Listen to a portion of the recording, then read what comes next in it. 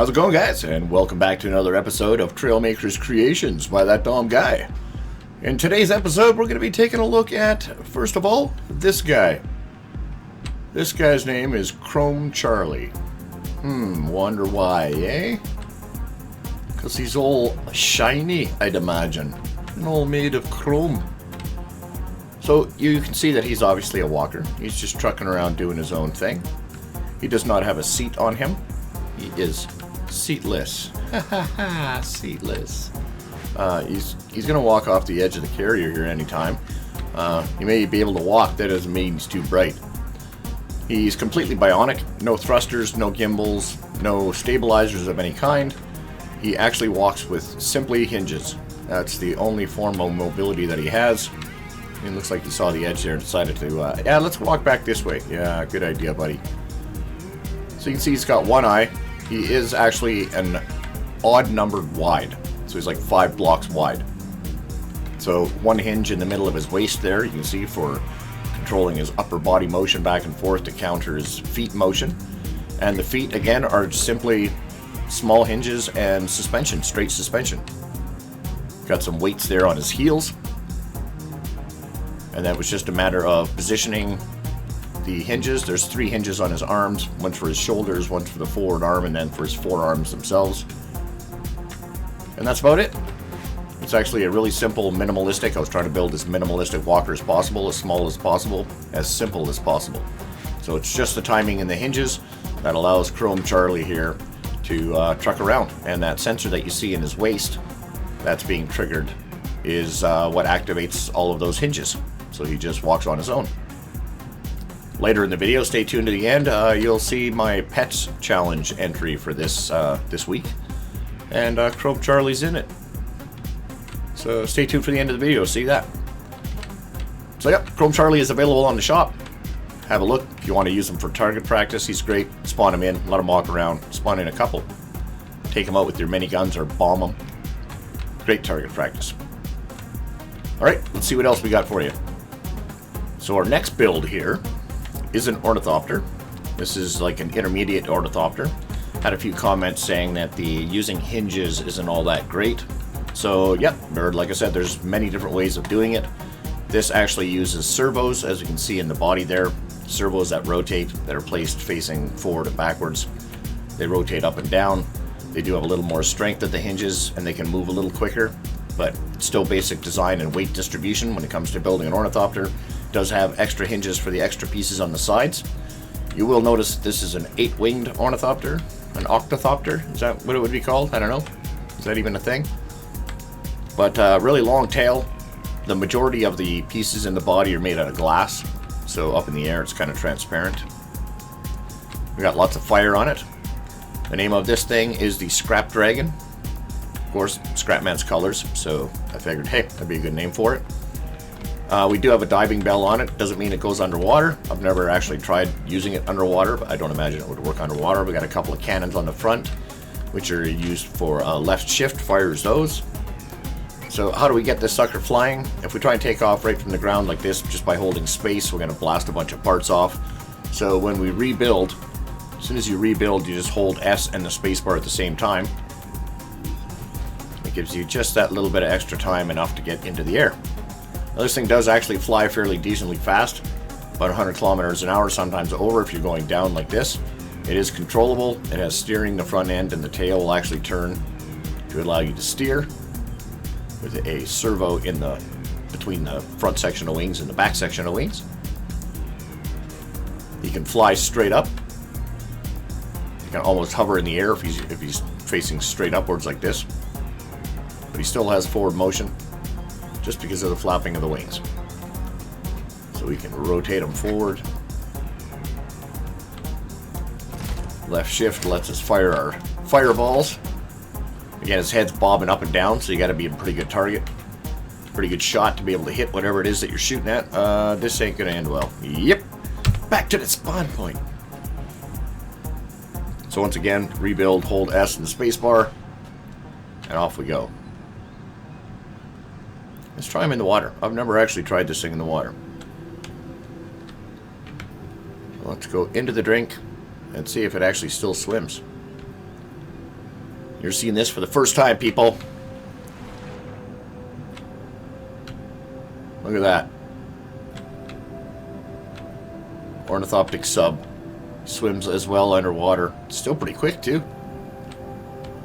Can we swim out of the water? That's pretty cool. Of course we can. Of course we can. Did you expect any less? Of course not. Was built Russian style for any means. Can fly into space if you want. Okay. Up you go, up you go, up you go. So he still does fly upwards. He can lift his own weight, which is pretty wild for seeing how long that tail is. I was quite surprised. So that is available on the shop as well. If you're looking for another way, I will be building a I'll be doing another how-to video for intermediate ornithopters using this method, using the servos, in case you're looking for another method to build an ornithopter for a better looking ornithopter. And again, this allows for a little more weight using the servos as compared to hinges. Alright, let's see what else we got for you on the agenda for today. Alright, so the next build we're going to be taking a look at is this right here. This is the player-guided missile. So this is basically a rocket that you can steer. You don't control the power, and it is explosive tipped.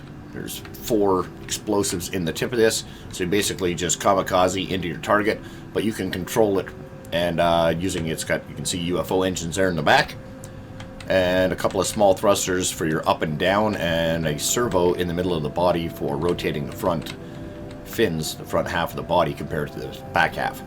So that's basically your steering. Doesn't overly steer, you don't have any thrust control, so once you jump in it, it automatically takes off.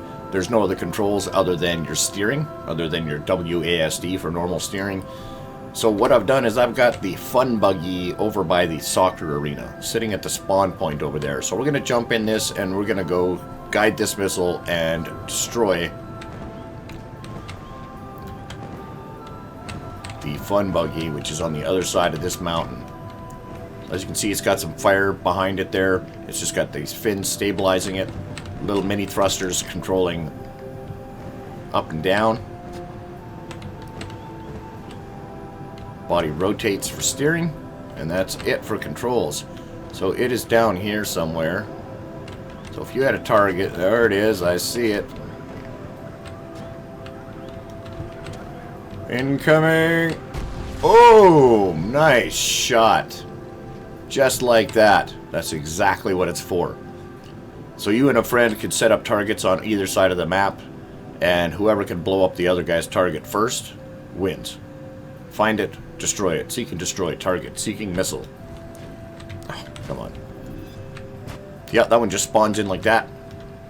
Pretty simple build, actually. Just uses that UFO glitch in the back, and a servo in the middle of the body there. A couple of sets of small thrusters. There is one wing on the bottom just to get the front end a little bit of lift, because the UFO engine wants to naturally push down a little bit. So you want to try and keep it level, want to try and keep all the wings off it, try and make it look as much like a missile as possible. And the stabilizers on the side there are more for steering than anything else.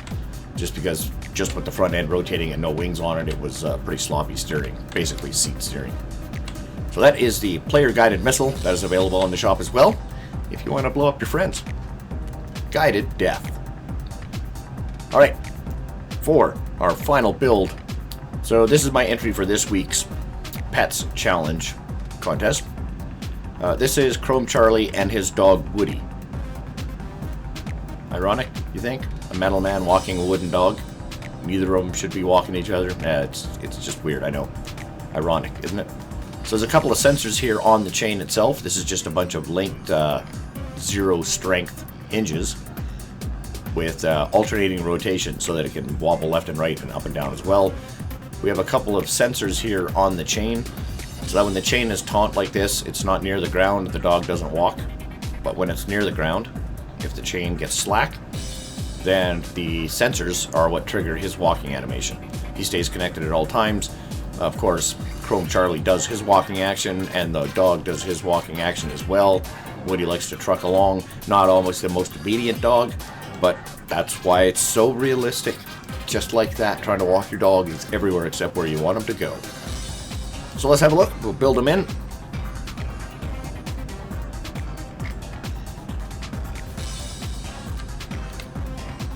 And there is Chrome Charlie walking Woody. So again, the dog, you can see the gimbal jet underneath the dog. That's actually keeping him down on the ground so that when he spawns in, he tends to bounce a little. You can see the sensors there at Chuck's feet are making the dog walk.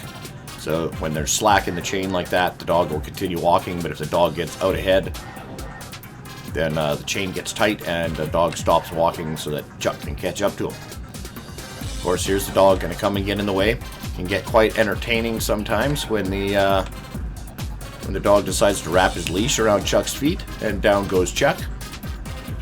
The dog's pretty simple build as well. He's got a couple of helicopter engines on him there just to keep him stable. Oh, in the feet, down he goes. Damn dog. Look, hey, come, oh, what's this? Oh. Yeah, no, Woody's just totally glitched right in there. Nice job getting up though there, Chuck. Nice work. Walking the dog. Walking the dog. That's nice too, because sometimes the dog will actually lead Chuck around. Like it's a seeing eye dog or something. But yeah, the dog just uses hinges and suspension as well for simple walking. And those helicopter engines are for stabilization forwards and backwards, so that he doesn't continually flip over when he hits the ground. He's got bouncy legs, don't you know? And his little chrome face and his little ears. The sensors on the side there, they are connected to his back legs, which actually spread out, so if he's going to fall over to the left or to the right, he'll actually spread his back legs a little bit to prevent himself from tipping over. At least that's the theory. So yeah, that's my Pets Contest entry for this week. Chrome Charlie and his dog Woody. Alright, that's all I got for you in this video, guys. Thanks for watching, thanks for tuning in. Don't forget to hit that subscribe button, hit that notification bell so you know when the next video comes out. And we will see you guys in the next one. Ciao.